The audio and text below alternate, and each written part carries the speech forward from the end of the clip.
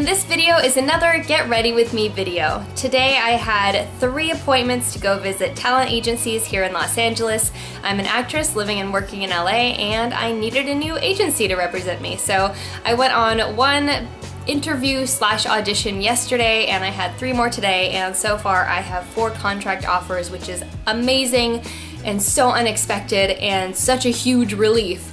So these are just the steps that I went through to get ready this morning for all of my appointments, and apparently it went very well. The first thing I did was start with a sheet mask. I used one of these 5-minute flash mask pouches from Patchology, and this is the skin brightening one. But I love these sheet masks because they moisturize my skin really quickly, and I can put them on and then do other stuff like check the traffic and go over my lines for my monologue and make sure I'm ready and going to be on time. Then I took that off and massaged the leftover serum into my skin, and then got that down my neck and onto my collarbone just to make sure I used up all of that nice serum. Then I used this Clarins cooling gel, and I used this moisturizer specifically because it's meant to be worn underneath matte finish makeup.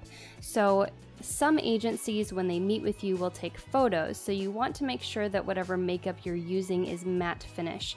Then I used my sunscreen, and this is SPF 50. I rubbed that all over my face and neck, and then I used my Clarins lip oil, which I'm absolutely in love with.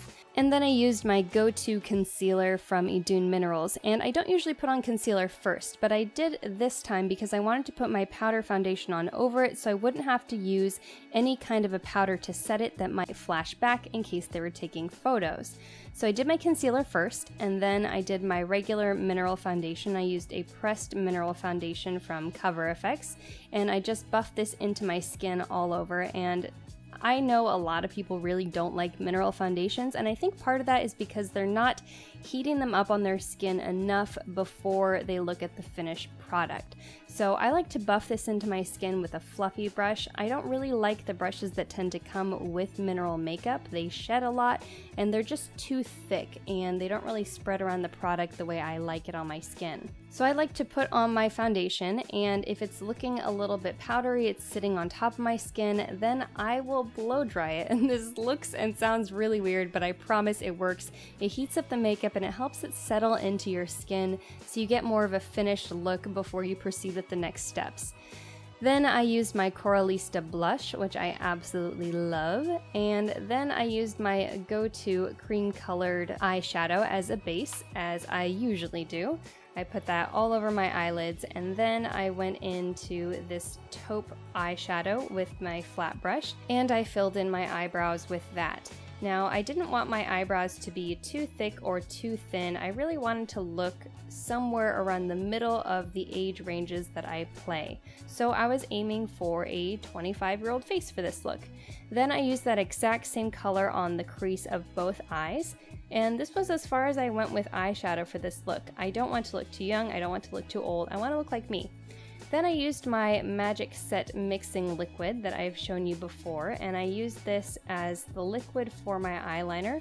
I just put that into a little bit of eyeshadow. In this case, I used a dark brown on my flat brush, and then painted that onto my eyelids right along the lash line. Now, since I want them to see exactly what I look like, I'm just emphasizing. I'm not trying to change the shape of my eyes. I'm just going along the lash line and emphasizing it a little bit so you can actually see where my eyelashes are, because they're blonde and they disappear. So I did a tiny, tiny little wing, and then I went in with my old favorite, this nude eyeliner. And I like to blow dry my eyeliners if the blow dryer is handy. It softens it up, and that way you don't scratch your waterline, and it just goes on so much smoother. Then I curled my eyelashes, and also you can blow dry your eyelash curler to make it work better, which I did. And then I went in with my go-to mascara. This is my Almay mascara.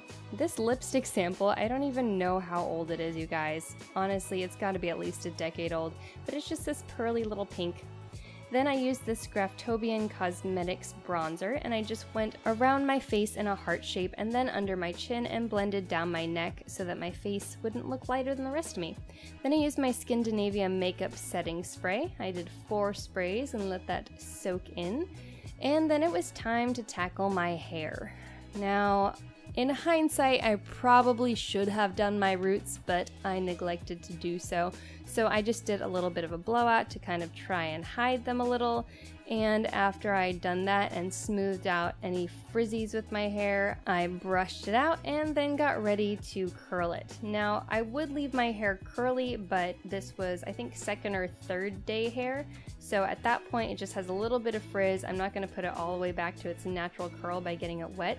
So I just wanted to smooth out the frizz and put a little bit of wave into it. So I curled large sections all the way around my head, each of them going away from my face, and I kind of arbitrarily pick a section in the back where I decide to change direction. And then I brushed it out so I got these nice, soft, angelic looking waves. And that is pretty much all that I did with my hair. It's pretty straightforward. Then I had to go in and fix my nails. So I do a lot of hand modeling, so I have to make sure that my nails always look good. And I changed my spark plugs this week, so they're pretty gnarly. So I used a nail brush and a file and cleaned those up.